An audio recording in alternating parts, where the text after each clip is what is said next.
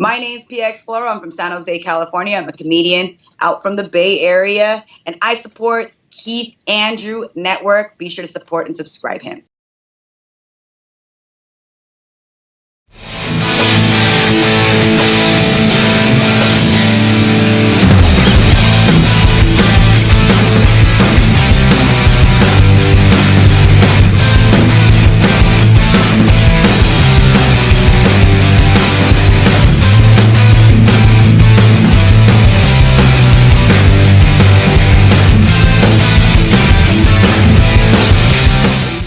You're watching the one and only Keith Andrew Network. Today, I'm here with PX Floro. She is an up-and-coming professional stand-up comedian. And with that being said, it's a real honor and privilege having you as a guest on the show. Thank you so much for having me, Keith. I was super excited. This is my first time doing a interview through Skype. No, it's actually a lot of fun because you get to see me, I get to see you, so it's more interactive, and hey, you're making a new friend out of it. So it's more it's more presentable, like it's more formal, if you want to say it like that. Yeah, it's super interactive, and I am who I am, and you are who you are. No, absolutely. Now, for people who want to know what my talk show's about. Whole point of my talk show is to show people that even if having a learning disability, I can still amount to something. And at the same time, I'm able to turn myself into an example for people out there dealing with any types of learning disabilities and disabilities to never give up and prove people wrong. Prove to them that labels do not dictate who you are and who you're going to be. So you can prove to them you can still amount to something. So hashtag break the labels. So that being said, half hour, 33 minutes of your time. I do have a couple questions for you off the air. But it's a normal conversation. And now I'm going to change up the format. The new thing is I usually use my green book to ask you the questions. But I actually made a list. So because you are a stand-up professional comedian, these questions they're kind of vague. For an example, one of them would say, what would you say are your weaknesses? And it has a question mark. But I would put stand-up comedian towards every question. And when I interview an actor, it will be the same thing, but it will be like, okay, first we're doing a comedian, now we're doing an actor, now we're doing the CEO. So I'm trying to change up the format. But the first thing... No, that's cool. No, absolutely. And hey, 6.5 years, you need to shake it up, right? Of course. It gives you a little bit of structure when you're organized and you have that timeline. So people look forward to hearing about all your guests. No, absolutely. Now, the first question I want to ask you is, what can you tell us about yourself? Let's see. I am a Filipino raised in California. I'm actually not even born in the Philippines. I was born in Japan. So people are constantly mistaking me as every ethnic background except Filipino. Now that I've been here for pretty much almost all my life, I am divorced twice, and I have 2 beautiful daughters, 2 dogs, 2 cats, and a partridge in a pear tree. Now, what can you tell us about your Japanese heritage? There's absolutely no Japanese heritage other than that I was born there. So I have a tattoo that says made in Japan because I was literally conceived there, created there, manufactured from there, but I am not Japanese. From what I understand, my parents did educate me and tell me that I had the option of being dual citizenship for like Japanese and American because I'm a U.S. citizen. But I was like, why would I want to be a citizen in a country I've never visited except when I was born, you know? So it was like, I can just be a U.S. citizen for now. No, I can actually relate because, I was born and conceived on Long Island, New York. But I was born and raised in Orange County. Oh, so you've been on the West Coast? Oh, no, East Coast. Oh, Orange County, East Coast. Yes. It's kind of funny how you have Orange County everywhere. Yeah, that's why I was like, oh, West Coast. You're like, no, East Coast. Now, the next question I want to ask you is sort of like the one that we were just joking about, but let's see. This one looks like a good one. What do you consider your greatest professional strengths as a stand-up comedian? I would say my professional strengths as a comedian is my material. My material comes straight from my life. It's really hard to take that from me because I am, again, a woman, a Filipino mother at that, divorced, not in a relationship. I'm almost like a unicorn, but not really, and I'm okay with that. Um, but I would have to say my strength is just my character. I've built this character through the years, and I feel like being my individual person sets me up for being on the stage. Like I have this voice, and I am comfortable being on the microphone, even though they say public speaking is the number one fear more than death. I think that's one of my strengths, that I'm able to get up there. I mean, I get nervous. I'm not going to tell people that I don't get nervous. Like I still feel like I want to vomit every single time I go up there. I still get shakes. I still like get sweaty, but once I'm up there, it's just natural. Now, while on the subject, is who influenced you to become a professional stand-up comedian? So I liked watching stand up on TV and I loved watching it live, but the person that actually pushed me to do stand-up comedy or kind of recommended that I do stand-up comedy was my marriage therapist. I was going through marital problems during my second marriage, and I thought I was losing my mind. I was going through postpartum, as a mother, and I didn't even know I was going through postpartum. I didn't know I was having anxiety. I knew I was having depression, but I didn't know that I had those symptoms. And it was kind of like one of those things, like I was in denial, but then I went and just saw a therapist, and he was like, you're not crazy.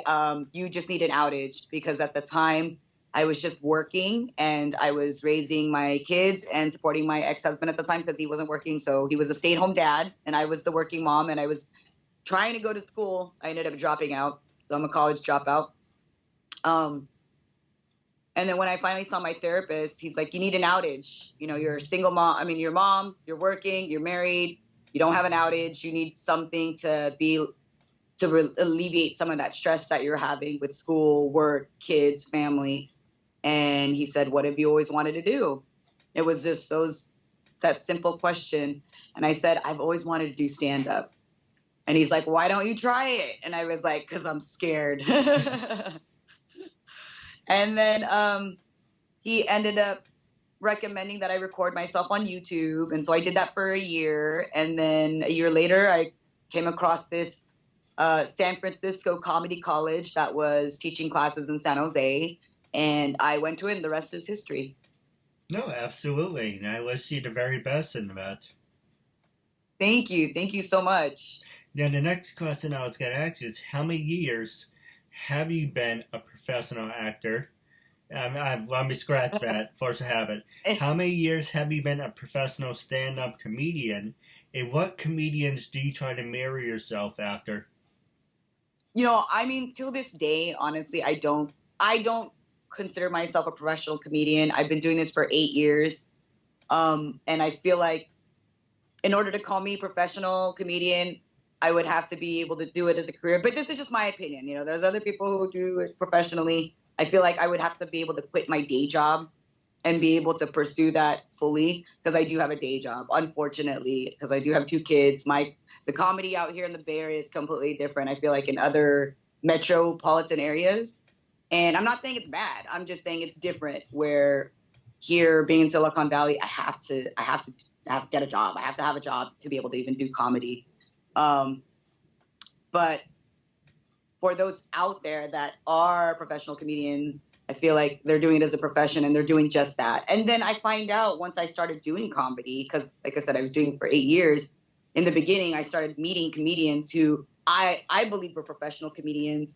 And I found out that they also have jobs and that they're also doing comedy professionally. So then I was like, oh my gosh, I guess that makes me somewhat of a professional comedian. I mean, I still like to call myself a novice, but yeah, after doing it for 8 years, you think I would be like, okay, I got this, but I still get nervous. Like I said, it's still writing. I'm still writing my material, and there's never a dull day where I don't have any material. No, I agree with you.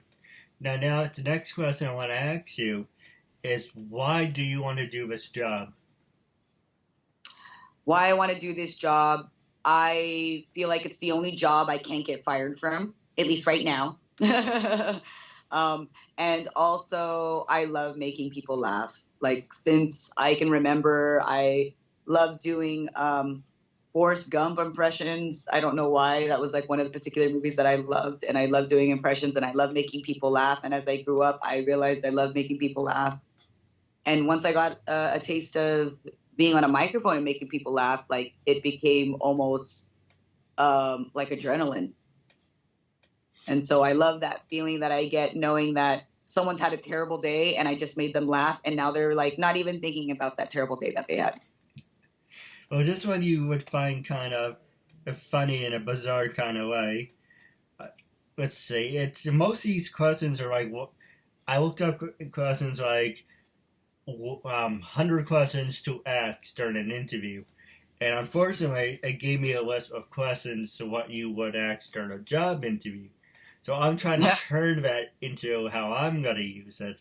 But this one I find really interesting is you mentioned, and you are a stand-up comedian. Now, there's hundreds and thousands of people who want to be a stand-up comedian. The question for you is, what do you contribute?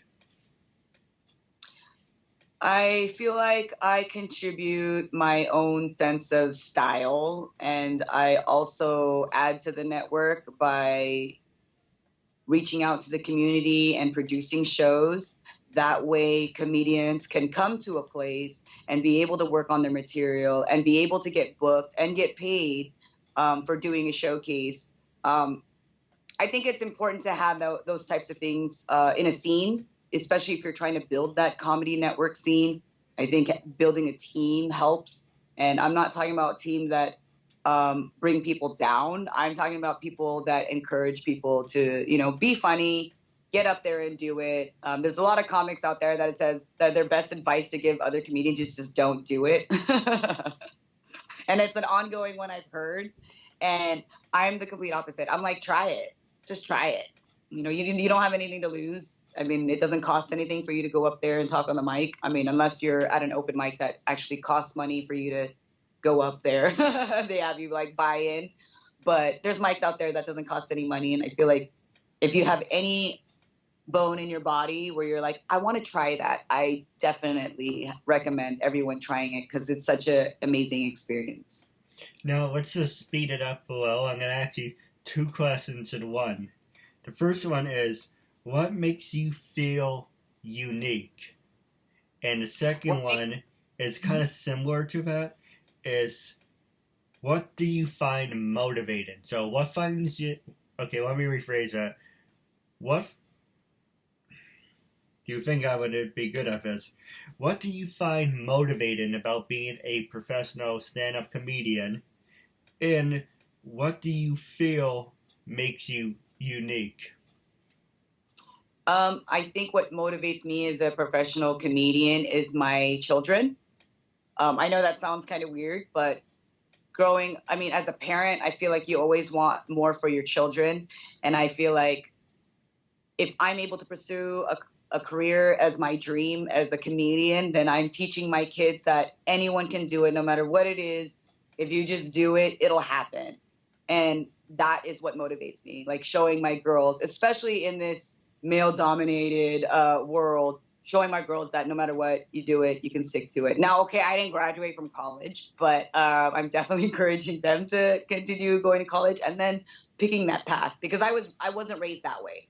I was raised that you need to be a nurse, or you need to become a lawyer, or you need to be something, a caregiver, whatever. And it just was never me. And I would say what makes me unique is just who I am. My name itself is pretty unique. The job I do during the daytime is nothing compared to what I would want to do in my future, and it was a career as a comedian. And I'm not ashamed of what I do as my day job, but when I tell people what I do during the day, they're like, "Oh, I wouldn't have expected that." No, I agree with you. And I work in a retail store, and I like to befriend everyone who I come across. And they're like, "Oh, and in my free time, I'm actually a talk show host." But yet they look at me and blink at me like at the deer in the headlights. It's like, if you're so passionate about your precious little puny talk show, and that you take so much pride in it, then why are you here? And I made a promise to myself that regardless if I do become famous, I will have one foot in, the fame entertainment world, but I will also have the other foot in reality.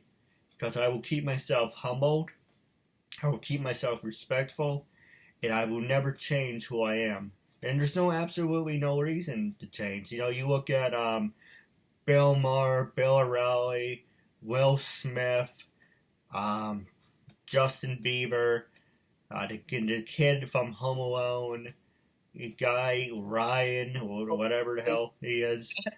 And these people have their heads up their asses. Yes, they're funny and they have billions and millions of dollars, but they forget they started at one point where we are. So, for an example, we are on the outside looking in, and they're in the in looking out. So along the line, something dramatic may have happened to them that made them change into the person they said, "Oh, I will never be like Donald Trump. I would never thumb my nose down on somebody." But yet, for some reason, you become that person. Yeah. And I think the more you fight it, the more you're like, I'm not like that, like you become it.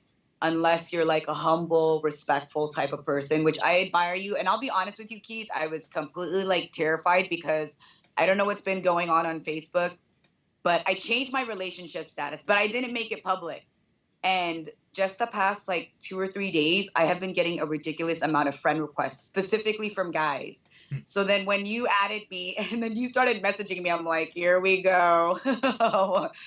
But you were so kind and you were so respectful. And now that I'm actually live with you, I think I admire you, and you're such an awesome human being for even doing this podcast for your viewers and your subscribers. And you're on episode 644. That is a huge, huge accomplishment. And I really, really want to thank you for doing that and showing the world that, and I'm like you, I might not be famous, but I know that I'm definitely doing something for the entertainment community. And I think it's because of people like us. We're going to influence other people, and those people, you never know, those people might make it crossover. But I'm not like in any rush. I mean, I just love what I do and who I am and making people laugh. And I feel like if that career for me is in the future, it'll just happen, No, absolutely. Now we're going to take a quick commercial break. And when we come back with the last 13 minutes, I'm going to pass the show over to you. Hi, I'm Deborah Jensen. I'm Linda Collins. Hi, I'm Marissa Joy Davis. This is Michelle Wong. I'm Nancy Rose. My name is Brandy Hunt. And hello, my name is Raven Wynn. Hi there, my name is Giovanna Vidal. Hi, I'm Monica Thomas. Hi, I'm Paisley Blackburn. I'm Ashley Burgess. Hi, my name is Jeanette Abney. Hi, I'm Sharon Spank. Hey, this is Samantha Moore. Hi, I'm Melody Jones. Hi, my name is Becky Yee. Hi, you're watching the Keith Andrew Network. Ladies and gentlemen, welcome back to 644. I'm here as Miss Floro. Now, with the last 12 minutes and counting. I'm going to ask you a couple of easy questions, but then I'm going to pass the show over to you. The first one is, if everyone knows my show, having a little drum roll there, sudden pause. Sudden brain fart. Yeah. I always have a brain fart. Sometimes I wonder how I even function. But I'm going to ask you, social media, with everything that you accomplish in your life, Facebook, Twitter, Instagram, LinkedIn, Hit Record, Stage 32, Blogger, Hugger, if that's a thing, Do you think all those social medias dictate your career, your fan base, and how if people should hire you or not? So we want to hear what was the very first step when you got hooked on social media. What was the very first site you used?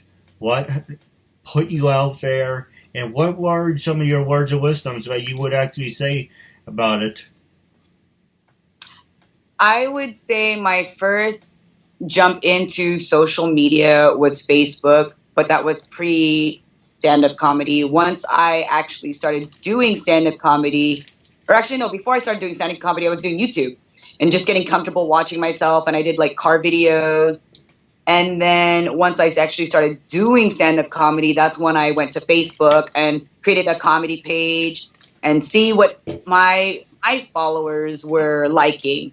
Mind you, it hasn't blown up like other people who have social media. Like I have a friend whose daughter has like 65,000 followers on Instagram, and I'm just like, wow, I've been doing this for like 5 years on Instagram. 6 years maybe on Instagram, and I have like 1,000. And I'm okay with that. I'm totally okay with that. And I believe that social media shouldn't dictate my career, but I feel like sometimes there is a point in your life where it does end up controlling your career or can control your career, right? What you post, what you say can affect your career, right? As a stand-up comedian.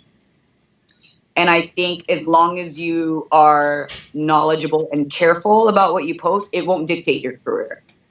You know, you just have to think about what you post. Some people don't care. You know what I mean? Like there's that one comedian who posted something about Kobe after he passed away. And that's a comedian who obviously didn't care. You know, they weren't as sympathetic. Now they made a public apology about it, you know, whatever. But I wouldn't have said anything like that because I am very sympathetic and empathetic. And especially with social media, I am careful with what I say. One, because I have 2 daughters that watch me, you know.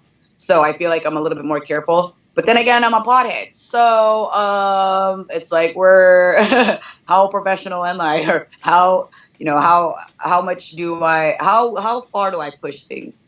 And I go just enough. You won't see me ever go overboard. I do have a mouth of a sailor, but I don't always swear on social media. You know what I mean? So if you know me on a personal level or out in real life, you'll know that, okay, she's a mom, she has a mouth of a sailor, and she's a pothead. And she does stand-up comedy. No, it's funny because we have that in common. You know, I'm like the wrestler CM Punk. I'm straight edge. I don't drink. I don't smoke. Okay, I drink on special occasions, so besides that. But I don't drink. I don't smoke. I don't do drugs. I walk to the beat of my own drum. I express myself how I want. And if that pisses people off, you know, hey, there's the door. Go make friends with it. I never want to see you again. And I'm not saying that to be cute or funny. If you don't like me, you know, tough shit. It's not my job to make you like me. But what you said, you were doing this for 6 years, 6.5 years. It's funny because that relates to me because this June will be officially 7 years. And by no stretch of an imagination am I an A-lister or B-lister. Right. I consider myself a D-lister. A lot of people like to make fun of me for that. Like, oh, you're a D-lister. What's the D stand for? Oh, whoa, you're a dick. So we know what that's the D for. It's like, no. Okay, maybe sometimes I am. But the D means disability. And because I have a disability, I'm going to show you, hey, I'm not an A, B, C, D lister. Okay, I am a D lister. You know, I'm not an A, B, C lister, but I'm going to show you from someone who has absolutely no talent, who reads and learns at a 5th grade level, who's on the spectrum of being retarded. I'm going to show you, look at what I can do as a D-lister. And I'm going to climb that ladder. I'm going to grab those brass rings. I'm going to break through the glass ceiling, whatever scenario or metaphor you want to use. I'm going to show you. I did it as a D-lister, and I did it with somebody with a disability. Hashtag, that's what the D-plus player is. Yeah. I was going to say, I'm a Z-lister, which is just the last letter of the alphabet. I was actually going to do that, but I thought, I'm a big wrestling fan, but you can see. You know, there's this, I even said it, you know, I made a comment to Stephanie McMahon on Twitter and Instagram, you know. A while ago, they had Daniel Bryan. They were saying, oh, you will never be an A-lister, you're just a B-lister. And recently, it was Kobe Kingston. You're not an A-lister, you're a B-lister. And I was thinking, you're all talking about, you know, the Miz, the A-lister, you know, all these people being B-listers and whatever. You know what? If you're all going to pick different letters, then I'm going to be a D-lister. Not one person acknowledged that. So I said, okay, I'm going to make a trend. Hashtag D-plus player. Yeah, D-plus player. I like that. But there is one more question I do want to ask you. Then I'm going to pass the show over to you. Remaining with the 5 minutes. Just want to pick something very good. I haven't really sat here and read over the questions. You know, I'm actually still on the first page. Let's see. I want something. You know what? This is actually kind of fits you. Because, and it fits the show. Have you ever, besides me, have you ever worked with people with disabilities? And are you willing to work with people with disabilities? Passing the show over to you. Yes, I have worked with people in disabilities. My job is my regular day job is out in the field where I do work with people who are disabled. And I'm not a nurse. So just in case you were wondering that, I'm not a nurse. And I've actually been on a show called the Invisible Disability Show. And it's really popular out here in the NorCal area. They're a regular producing show at the Sacramento Punchline. And it's about invisible disabilities. And I feel like everyone has a disability and it's invisible sometimes. They just don't even know it. And there's people who actually have a disability and it's out there. And I think if we bring more awareness to this, I think all this like discrimination and everything else of where they think, oh, you're disabled, you can't do stuff. I think we need to break through that. Just like that hashtag that you said, breaking the label. Yeah, hashtag break the labels. Break the labels. I'm going to start putting that on my hashtags, Keith, because I completely believe in that. I mean, no one would ever look at me and think, oh, she deals with depression, anxiety, and she has the eating disorder. No one would ever think that. But guess what? I do. And it's because of people like you, right? And my friends and my family and the people who support me. I'm able to openly talk about it. And I'm way open to working with people who are disabled. I mean, if anything, I feel like they're just like me. There's no difference whether they have a disability or not. They may need a little bit of help doing certain things. And I feel like me, as a person who has an invisible disability, I also need help with certain things. So I think if we work together, then this disability might not even be a word anymore, hopefully in the far, far future. No, absolutely. Now, last 3 minutes left. Was there anything you want to talk about? Anything you want to promote? This is your time. Yes, I want to interview you, Keith. I was going to ask you. So, what was it that made you reach out to me? How'd you find me? That's what I want to know. All right. So after 6.5 years of interviewing actors, actresses, models, CEOs, professional wrestlers, people with disabilities, people without disabilities, and I actually recently interviewed a lot of comedians.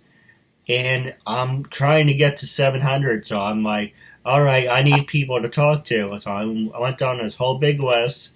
Like, okay, and not to say snobby, I interview everyone, but I have to say, okay, you know, good looking, no. Okay, what do you do?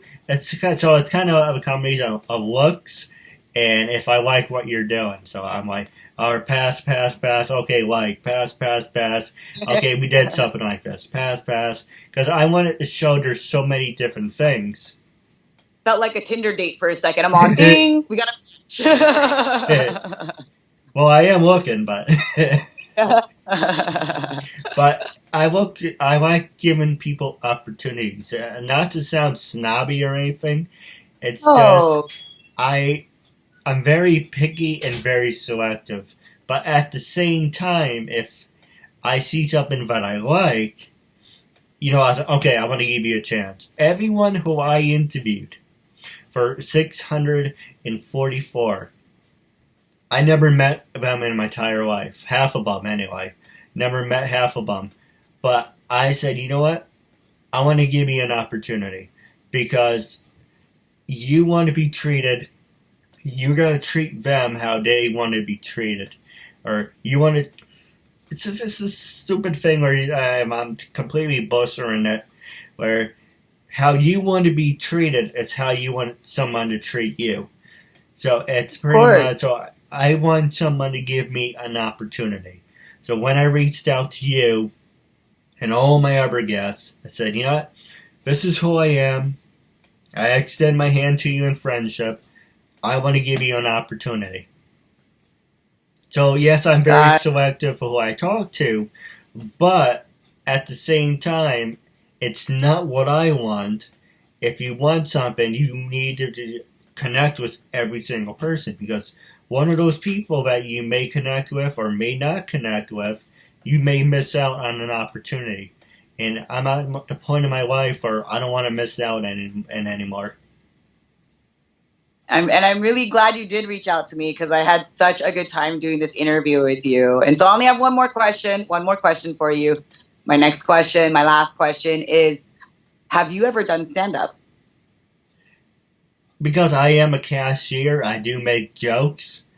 Everyone who I have run up says to me I'm pretty funny. Or, oh, you bring this guy over here? He has jokes. I can make people laugh, but I can't even make my own family laugh. But yeah, I can make complete other strangers laugh. If that makes any sense. It's like the Gabriel Iglesias, where he says to his mom, he tells his mom a joke, like, Mom, why did the chicken cross the road? Who let the chicken out? That's like, no, it's a joke. Well, that's not funny. People have to eat chicken. And like, okay, you're completely losing the point. So that's kind of like how I'm with my family. I try to make a joke. So like, my dad and my brother said to me, especially my dad, he says, you're not funny. Don't quit your day job. And you know what? He's right. There are times where I am funny. It's only funny when I'm sarcastic. If I give you like a sarcastic response, yes, it's funny. But if you tell me, Keith, tell me a joke, I'm going to be like the deer in the headlights. But it varies. I mean, that's still like me. I mean, luckily I've been doing it for so long. When someone says, tell me a joke, I have one of my one-liners like ready for them. But I totally understand. And like you, my parents didn't think I was funny for the longest time. And then once I actually invited them out to a show and they saw that people were actually laughing at me and with me, then they were like, okay, I don't think she's going to stop doing this comedian stuff anytime soon. So it's just recently 3 years ago when they finally started going to my first shows. So your family's not always going to think you're funny. But I'm glad you're out there spreading that laughter, Keith, to everyone out there near you. No, absolutely. Now, I do have a couple questions for you off the air. But wrapping up, my last two questions for you. How can people follow you on social media? Are you on Facebook, Twitter, Instagram, LinkedIn, or any other websites we did not even mention? I'm on all of those. I'm on Snapchat as PX is my name, Instagram, PX is my name, YouTube, Queen PX2, because I registered a PX as my name and then I forgot to I couldn't get access to it. So PX is my name was hacked by myself and I couldn't get into it. So for my YouTube, it's Queen PX2. Twitter, PX is my name. Facebook, Standup PX is how you can find me. And on LinkedIn, I'm in there as PX Floro. And my last question for you, wrapping up, is when I first approached you to be a guest on my talk show, what was your, and you can be completely brutally honest, The more the better.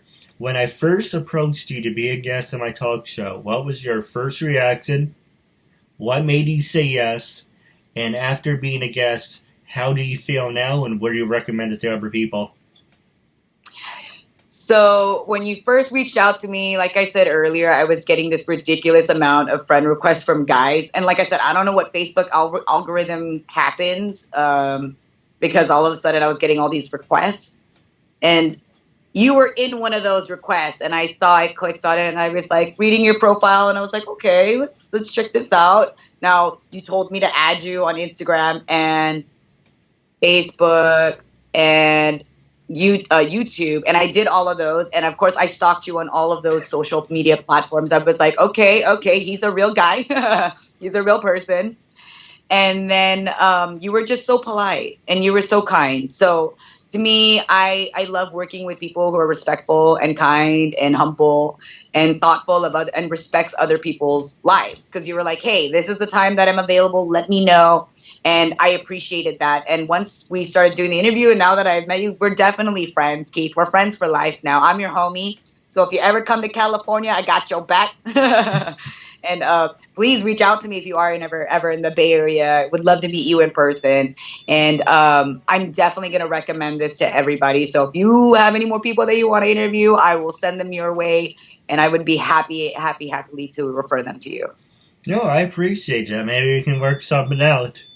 But wrapping up our interview segment, it was a real honor and privilege having you as a guest. And I'm looking forward to part 2 down the road.